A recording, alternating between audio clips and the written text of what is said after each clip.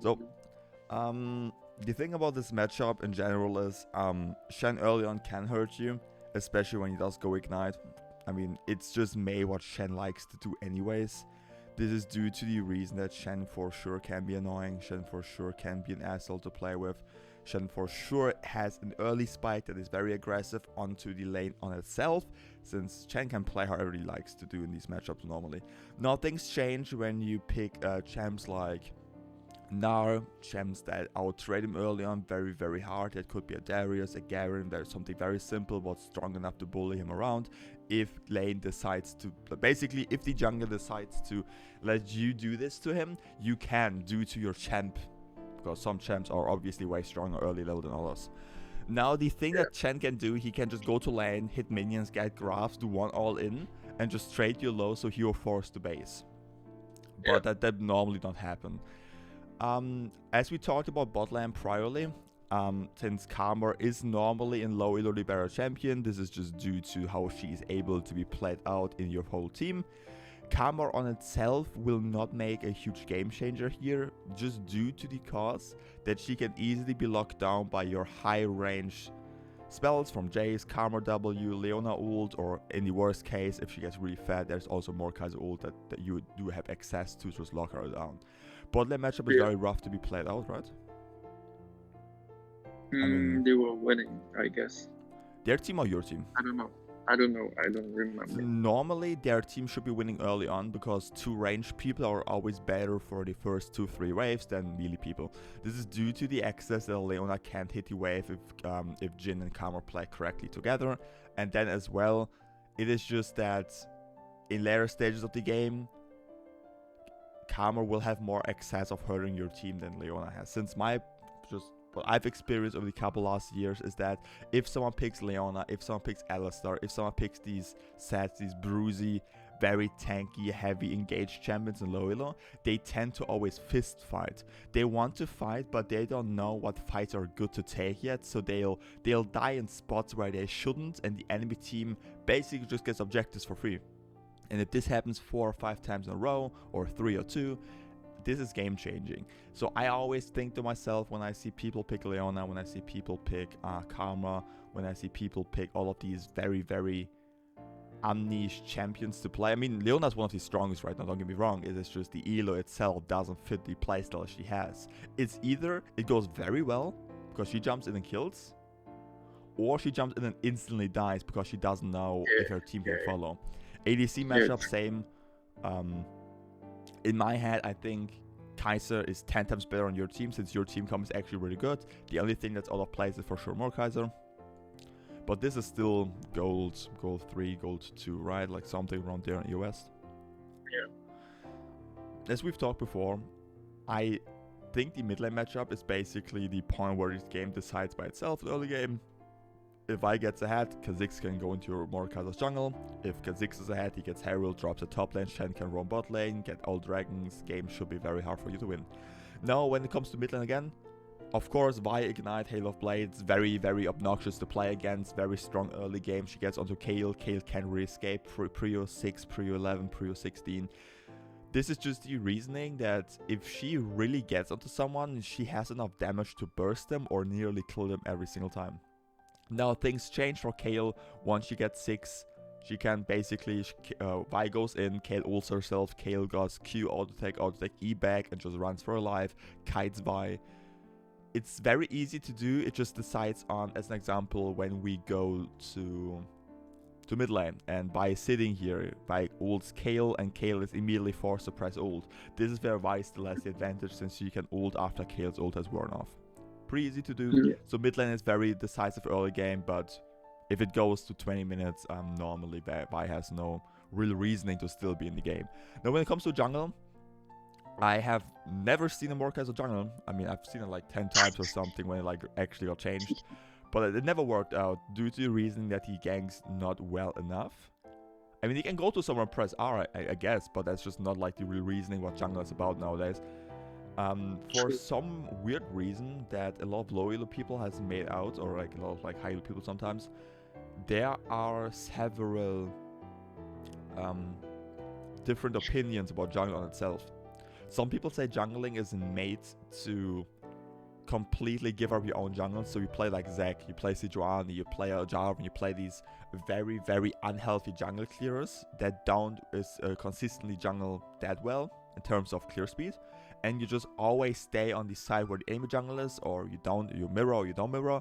In terms of you always gank 1 lane, 2 lanes, bring them ahead, and then you just go Solaris or you go full tank and you just do whatever you want to. Right? Makes sense? Yeah. Works. Yeah.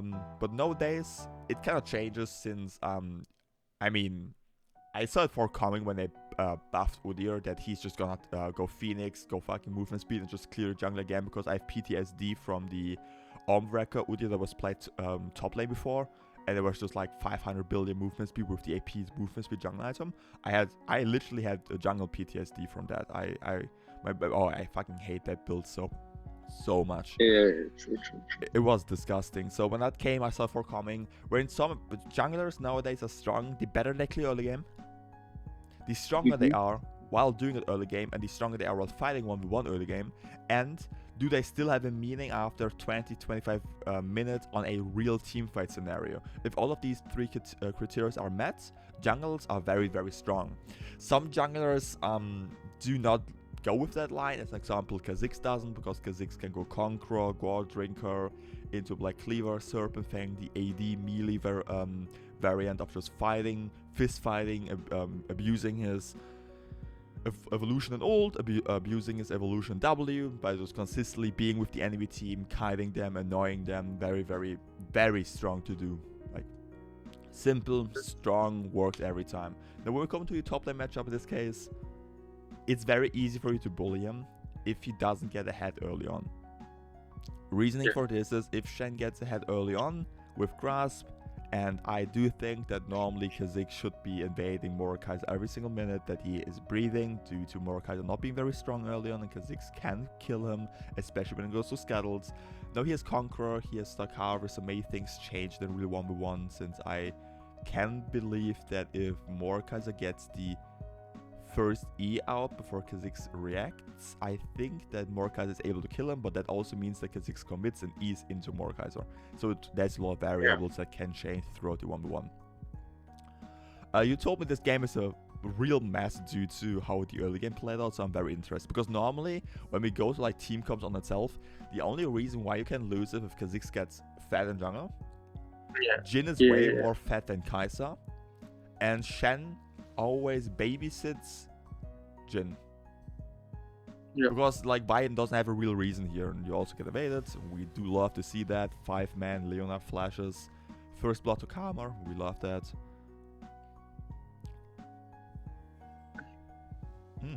Okay. Interesting. I don't remember this game at all. Yeah, I mean, it do be like that. So you probably build Dorans, right? Second day you go Inspiration, I think. Must be, right? I think it should be Inspiration here. Nothing else makes sense. Cookies and CDR most likely.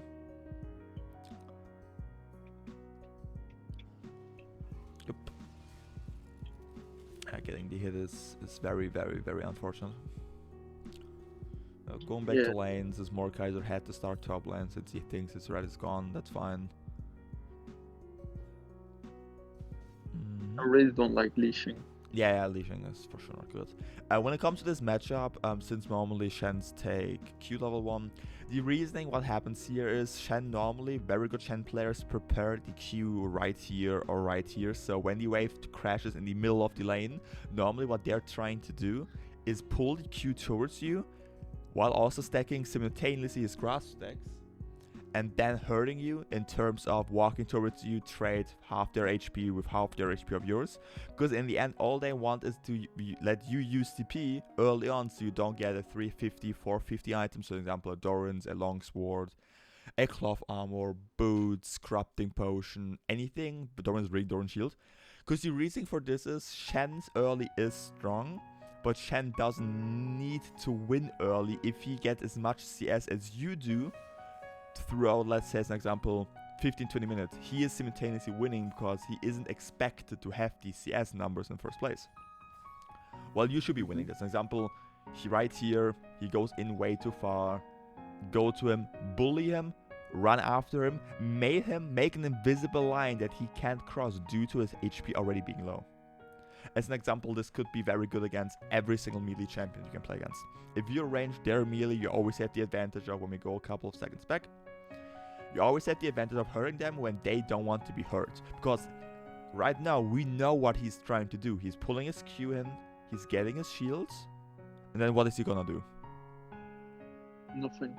No, he's gonna do something right now. I am 100% sure what he's gonna do next. Without adopting moment. What is he gonna do? No idea. I don't know, he's just gonna push a little bit. Yeah, but he's gonna attack this minion, correct? Yeah. 100%. So when we know this, we know what he's gonna attack next. We can position ourselves to, if he attacks this, look where his next turret is. A safe line is what I call it. He needs to walk there, but if we walk, attack, he can't just turn around and chase us, right, or kill us. So he's losing HP while we get pressure on him. And if he loses HP, it hurts him more, correct? Should I then miss my CS then? No. You can attack this, but now see, he's gonna attack this. So that means we can now Q, and now we walk in, auto-attack him once more, walk out. Since we have 3 or 4 things we could do here for sure, first thing could be, we get him very, very low in the early game. We push 3 waves, get 450 gold, and while it's all hitting his turret, we base into walking back to lane, and then we have an advantage, and he needs to push it out. That is one advantage we could pull off in this lane. The other advantage... Yeah, go ahead. I could have attacked him, but then I would miss CS, so I'm not sure when I should CS or have rest. You're not really losing something here, are you? I mean, everything that you're losing in this particular 1v1 trade could and should be, most case, 50 HP. Since minions attack you, right? That's everything that you're basically losing. You're not losing something more. That's basically everything you're losing. I mean, there are 3 Casimirs attacking you, 2 melees, you can trade them a little bit, but it's about the positioning. I mean, you do take a little bit more HP than you should here because Casimirs, but in the end we know what minion he's going to go for. Now right here, if all of these minions kill this, he is forced to go right here and to attack this, right? That means we can go this way onto him, so he needs to walk through us to go to his turret, correct? Or he needs to go to river while he misses CS and misses XP. So in the end, we're hurting him real bad, see? He needs to go for this, because he needs CS, right? For some CS, people need to go. In reality, he doesn't need to go for this, because he should realize that you can just all-in him with both forms. So you Q, auto-attack, hammer form, jump in, auto-attack him again, and then you run out, and he magically loses like let's say 200, 250 HP. And now he needs to chuck his potion, and you can do this 2 or 3 times while continuously winning. Well, at the same pace, while you hurt him, you can push in the wave, get a Sheeter recall, and now he's forced to push back. If you're an early game Shen, your pushing speed is basically awful. It is awful. So if you can do that to him, or continuously getting him low, there's nothing you can do. Right here, you hit him, go in, chase him a little bit more. Make him go lower, because this only benefits you. And now next case, we know he's gonna hit these or these minions, so he needs to go close here. So now what we could do is, we can push these minions into his turret, take a base, or we push it in, then let it push towards us. And we get Mordekaiser up here soon. I mean, he's still first and then second camp, right? But, I mean, it's still horrendous that he didn't start bot side and then top lane scuttle, but that's up to him at this point in the game, I guess. It's just about, we know what he's gonna do. We know what Shen's gonna do. There could be an invisible line right here that he can't cross, because we can always stand there, correct? Yeah. And if that happens, he's getting nothing. He's getting nothing. This is why we could have done a Sheeter recall early game, so we hurt him level 1, 2, as hard as we can, so he can't touch our minions. Then we push it all in, while he has to farm, we go base, walk back to lane, and now once we're here, the minions are currently pushing into us, so we freeze. This forces his teleportation, so we can just always annoy him.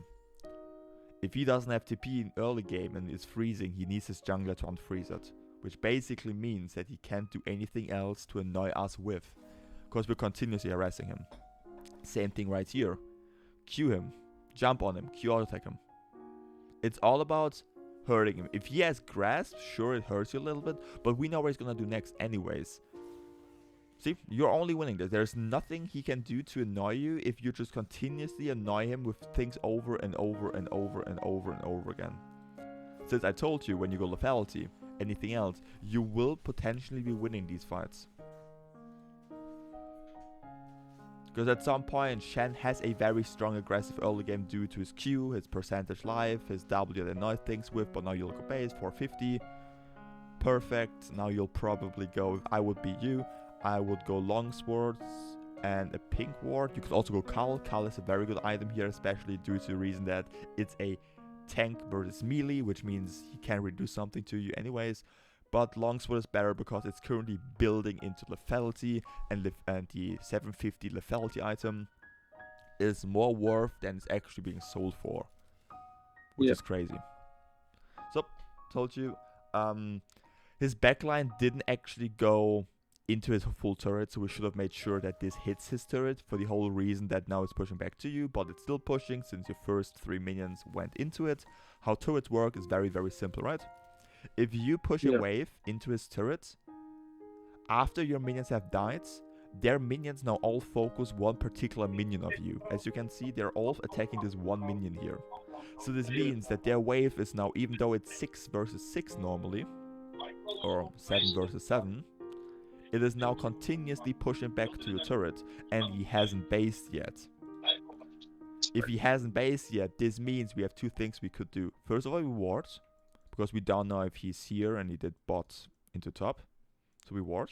Could also be a ward there, but normally here, since he can jump over, and this is annoying. So we should ward at the tip. Secondly, so first of all, like, this is very important against like Rek'Sai, Jarvan, Kayn. With Kayn we can also ward right there, because Kayn normally goes this way, and because Kayn can just Q over here and then go E. The reasoning why we can do so many things on lane now is because he hasn't based. Even though he's a level up, right, we're about to turn 4 soon anyways. Now when things come together, we have our base. He hasn't. If it comes to a 1v1, if we're both level 4, which we soon will be, we will be winning this hard due to like the longsword more, right? Some champions make a difference in this. As an example, when you're Gera, Darius, and you have more items, Darius can still win this due to Darius' passive just being so strong. Or Gnar against Yasuo, as an example. Gnar can just kite Yasuo, and Yasuo isn't able to do something fully if Gnar is good enough to do this. The most important thing about this right here is we don't need to, but we can walk up and attack him. Attack him. But don't get him too low, because if he only has this much HP left, he will go base and TP. But if we get him to this point and then kill his wave, when this wave is right here, since his wave will be right here as well, we can push minions in, and the next wave is on his way, so he can't go base and TP back, because our next minion wave is about to be on lane, and he's gonna lose 2 minion waves while healing back, buying items and TPing. So if we get him low, when a wave is incoming and it's right below, like at the middle of our tier 1 or at our tier 1, he isn't allowed to go base, otherwise he misses all of these minions at his turret. Secondly, we could let him push, freeze it right here, force his TP with his base with TP, and then we call our jungler top lane. Since he hasn't warded here, we know that since he never went there, and he's not able to because we kill him otherwise. So if we freeze right here the minion wave, we do not let him go magically over this line, because if he does, he can get Mordekaiser ganked and we can just go on him, correct? Right. There's two things we can do here. Whatever you do, both is fine. Do it right here. You get visioned up until here, and it's just better, right? So this wave is magically pushing towards you. We all know this. You can try to pull this together.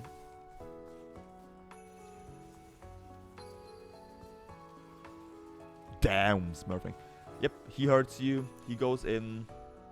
Completely fine. You have all of your Conqueror stacks. Don't be scared. He has nothing else. He E'd in, he Q'd, he W'd, he attacked you. You still have your range form. You have all 12 Conqueror stacks. There's no way you'll be losing this. The enemies also have... See these. I told you this before. When you get low, and it's especially if it's a champion, let's say like... Jarvan EQ ults you. And now you're Half-Life, and you're like, oh fuck, I can never kill him. He doesn't have anything else up for the next 5-6 seconds. That means you have 5-6 seconds of continuously hitting him, getting your Conqueror stacks up, hurting him. Because what is he able to do? He can just attack you, and Jarvan's attacks after his first are meant basically nothing. I mean, he also can go Conqueror, but it isn't really that strong. Which means you can hit him while continuously being strong. You could have forced his flash here. Then he needs to go base, and right now what you can do, which is amazingly cool, you can just let him push. Let him push, went here, let it freeze, you base, you walk back to lane. If he TPs, you TP as well, but then you have 2 long swords, while he has 1 cloth armor, so you're winning again on items. I made a mistake here. I want to do base as well. But you're probably pushing this in. Late. Yeah, you're pushing this in so you can take a free base. Ooh! I saw that. You're pushing this in so you can take a free base, right? Without like TPing, yeah. And then when you come back to lane, it's pushing back to you due to your minions having hit the third. Yeah, that makes sense. It's just hard to do because normally this whole lane should be played to your advantage of consistently bullying him, which you are. You are so much steps ahead of him, right? And now he can't do shit because normally you can bully him. If you go for these minions, you can just bully him, right? So this is indeed very good because for each minion he goes, you should stand right here, attack him. Even though he does go base soon, your objective is get him low. Mordekaiser wants to basically turret dive, which is doable, but this elo very scary, I'll be honest with you. But your whole job is just push this in, get him a little bit low, do your range form, hit him a couple of times, make maybe the dive a little bit easier. He probably doesn't even expect getting dived here at this point, just due to give me a sec, there we go. Yeah. Just due to not be like the enemy team. I mean, it's low elo, right? He doesn't know what's about to hit him. He knows mid E. Yep, this is what I told you about. Your whole sense of lane anyways should only be push it in continuously. It's also really, really fine for you to go base right now. And instantly TP back to lane for the reason he is for whatever reason trying to push this in. He will never be able to push this in. Because you ride your base, get you 3 long swords, 2 is fine, and then maybe a refillable potion, a pink ward. Now you're back in lane, and you can just kill him. Like, it's completely fine. Now, freeze it as hard as you can. Because what happened right now is you traded 50% of your HP, right? 50%. And he can just go base. TP back to lane. Now he's 100% and you're at 50. Because you do not have a potion. This is why you shouldn't have built 3 long swords, but only 2 into a refillable potion. Because if he now goes base and he builds Bamis, and let's say he does 2 long swords, 2 ruby crystals into refillable potion, he can trade you continuously, trade 50 to 50 HP, or let's say he loses 60, you lose 20 HP. But he can just chuck himself back up, and over time he will get a lot stronger. Which is crazy because he doesn't TP here, so he loses a whole wave. It's pushing back to you. Crazy. You die here, right? No, I don't. Oh wait, I'm pretty sure you do. I didn't play. I'm pretty sure you do. Yeah. At this point, go on by, hit her. Or flash the Shen E. Something you could have also done. Because after the initiative 5 from Vi, right here, it does make sense flashing right here because you don't die to her. Never ever. I don't think Ignite kills you as well at this point. No, it literally lets survive 19 HP. But the worst thing is, you only die when Shen comes, and if Shen E's, you need to flash your positive signs to then run out. But then still, it's highly likely that you still die because Shen just flashes out attacks you. Yeah. Lane on itself is fine so far. It is just that the one trade we've done where he did basically 50% of our health while he went base and TP back to lane made us force to push in another wave to then slowly reset on our own. Yeah, I shouldn't have pushed. You shouldn't have fought him in that wave because you got low while he didn't. So he walked back to lane. He could have TP'd with full HP, and now all of a sudden you're weaker than him, but only in HP. But HP is only a number that can change when you go base. But you can freely go base, right? Yeah. Yeah. Okay. Oh, that's fine. That wasn't too bad. You don't lose that much top lane. Maybe like a minion or two. I mean, that's still a lot minion or two, but it's fine. At this point, you have your faulty item, so you neglect about 7.2, 7.1, 6.8 around their armor for him. He doesn't really have armor, so you almost, I mean, you don't deal true damage to him because he had so much base armor. I didn't know if I could base here. No, I don't think you could have. If he stays in lane and just does nothing the whole time, your objective is just do something. Because at this point is where he gets really, really strong in terms of 1v1ing. If he's able to do so, he gets his grasp, he can bully you. If you both 100% HP, you can bully him, but you aren't. You're very weak compared to him due to his grasp stacks, due to him just eating onto you. Very annoying to play. Especially now that he got like half a level up on you due to the kill, due to the dive, due to pushing 2 waves in when you died. It's not all too bad though, because he's continuously pushing into you with Bambi Cinder, and I don't think he can dive you even though he plays it right, because that means he will also die, or he basically burns flash, but if you do play it good, he dies, and that is just not worth for him because he can continuously push into you. As I told you, Shen's job is not to look for many solo kills, even though he can. Shen's job is to get as much CS as he can pre-minute 12, 13, 14. Because at least at level 11, 12 is where he doesn't get that good anymore. Because this is a lot of high-low people on Shen currently playing with Redemption, with Mikhails. They play him as a second support because you aren't good enough as an engage or as... I mean, you're good enough as an engage, but you aren't good enough as like a bruiser melee champion that can win games on his own. It hurts, but you probably should go base here before you get dive. You go back to lane, you lose a whole wave. But right here, you can just bully him. Whatever happens... Hey, shouldn't have eaten him, no way. But you do kill him, I think so? No, I trolled. Yeah, you should have eaten him away there. Because if he flashes, you can still just wait for your QE from your empowered range. That should have maybe killed him depending on his Q. But it's fine, push it in, get turret plates. He's forced to TP right here, and I do think you should dive due to Kha'Zix. I think he just gets ulted, right? Yeah.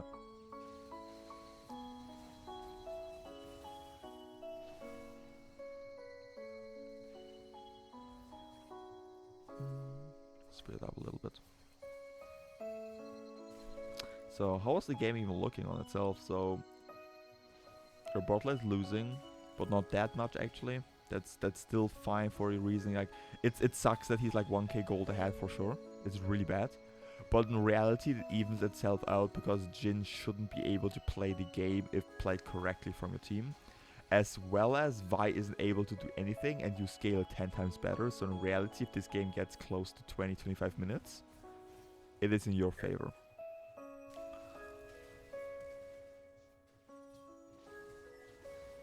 Mm-hmm. This is worth, right? Let me think. I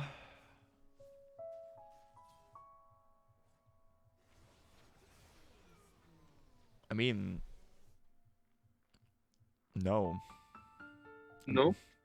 I mean, his wave isn't killing your wave. Your wave is killing his wave, and he will get all of these minions as soon as he TPs. So you're missing 3.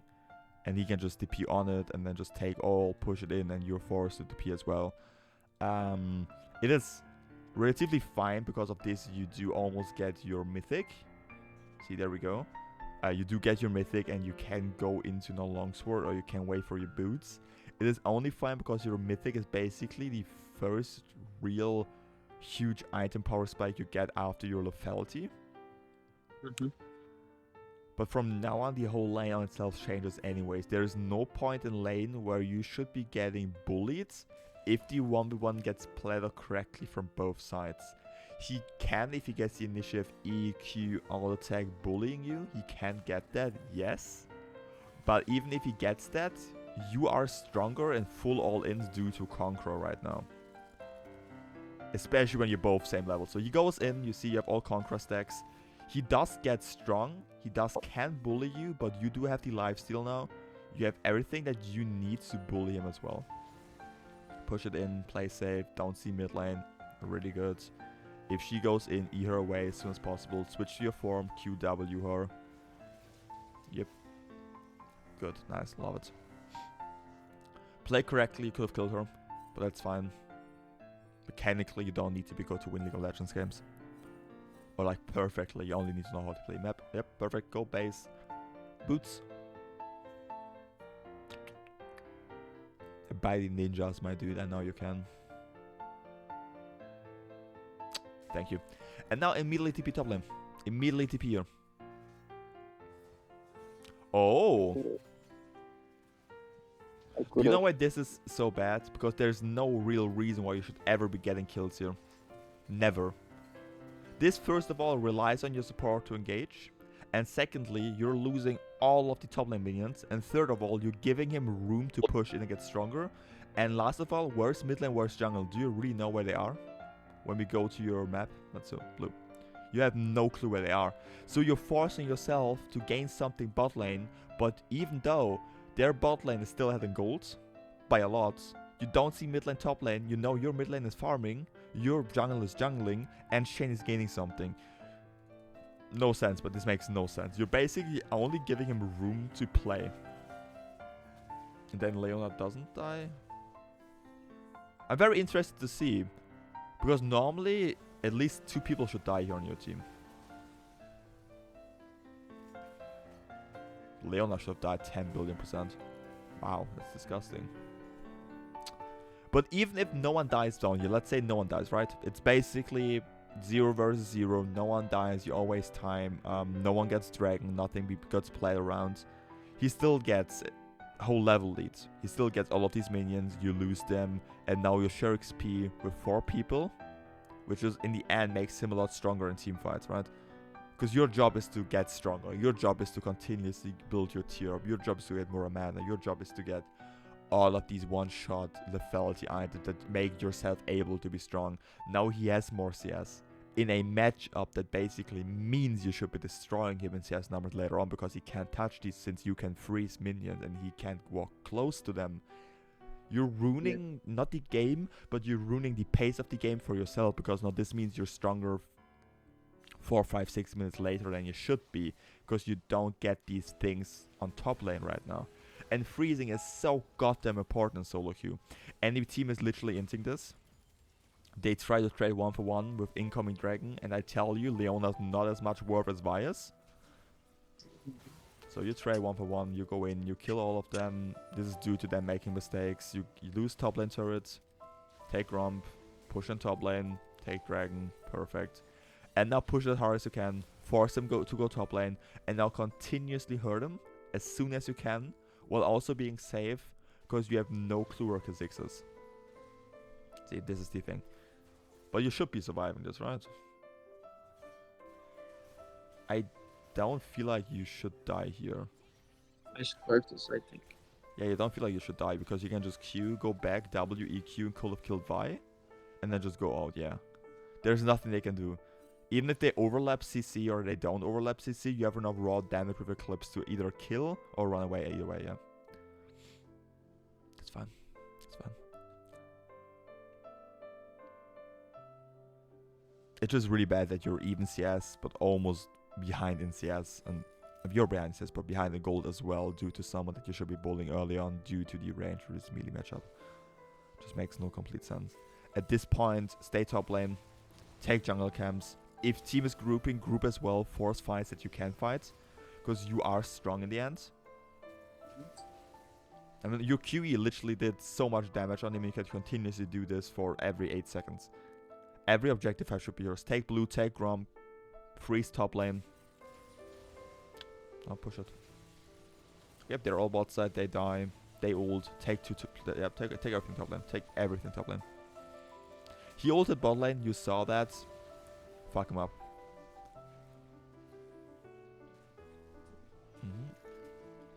Yeah, Q it. Go melee for him, Q the backline. Close safe turret. Yep. Bot lane's fighting. Have an eye there, and then as soon as something happens, you should normally go there. I will take red buff. Fuck, I'll take it. I will take it. As soon as your next base happens, you're so incredibly strong. It's crazy. As soon as this base happens, you're insanely strong. Take red buff. Look for side lane. TP for dragon. Right now what you could also do is, because Shen is still bot lane, he doesn't have TP and ult, we know that.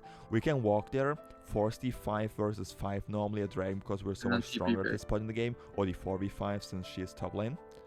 Get dragon.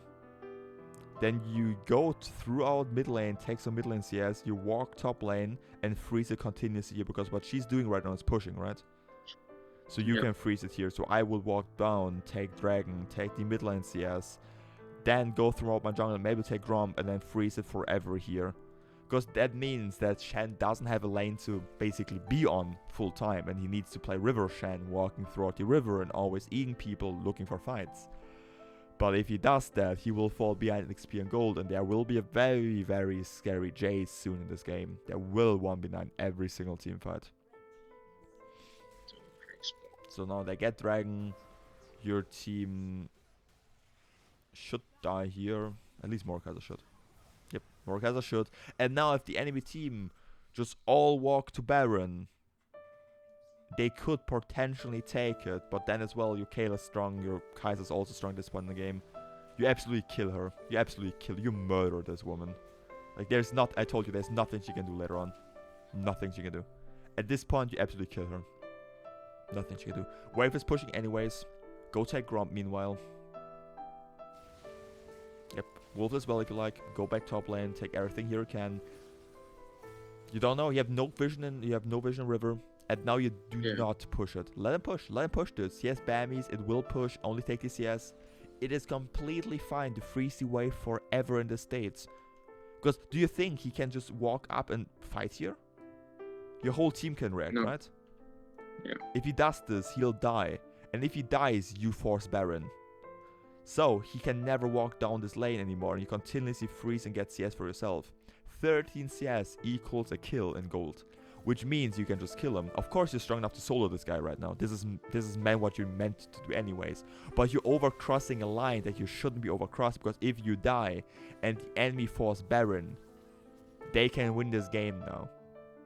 Let him push, freeze it forever. He doesn't have a meaning to play anymore then. Because right now, if Shen goes base, they all go to Baron, they start and Shen ults, you can't fight this, right? 28 seconds. Now you have to rely on your team to play mechanically well. But we don't want to do that. Maybe they're 10-year-old child, maybe their mom came back with McDonald's and now Kale has to go eat. We don't know. So mistakes like these make no sense, because we have to continuously play good. Consistency is the key. See, your team kills someone, they're immediately ping a Baron. And what should happen is you immediately TP there and you take it, yes. This is something they could have done as well, 100%, due to your mistake. And that would have maybe cost the game, because that means that everyone gets so much gold, everyone gets so much raw strength, everyone now is able to force the next dragons, and we don't want to give them Mountain Soul. We do not want to give them Mountain Soul. Yep, you catch, and now from here on out, play Aram, go with your team. You're immensely strong, you're a big dude. You could also split push at this point, but that very, very hardly just comes down to how good are you in split pushing and how good is your team in 5v5. Your team is way stronger, mid lane is amazingly good, bot lane is really good into the game, you're insane strong. At this point, your best bet would normally go to side lane, push it in, don't let your team get engaged. As soon as you see that your team is going to get engaged, walk there, fight with them. Because as soon as you show up top lane, they will normally get engaged. But your team is strong enough to do this right now. So your job is not go base, don't do this. Continuously be on one lane and just annoy them every single time. I mean, I told you previously your mechanics on Jayce are fine enough to be played out. It is just the very, Jayce is very mechanically important for a lot of subjects in the terms of he has not only 2-3 skill spells to play around, he has 6, as well as mechanically where you stand and how you place your champion. He is not that easy to play. Early game, So you played fine. You didn't really respect the lane on itself in terms of when do I push, when do I not push, and you were too greedy in terms of itemization and what do I do when. But yeah, game's over. You only had a 2.5k gold lead, but this is also due to him not farming it anytime soon, and you were able to farm. That one freeze top lane that you've done, right? That ruined everything.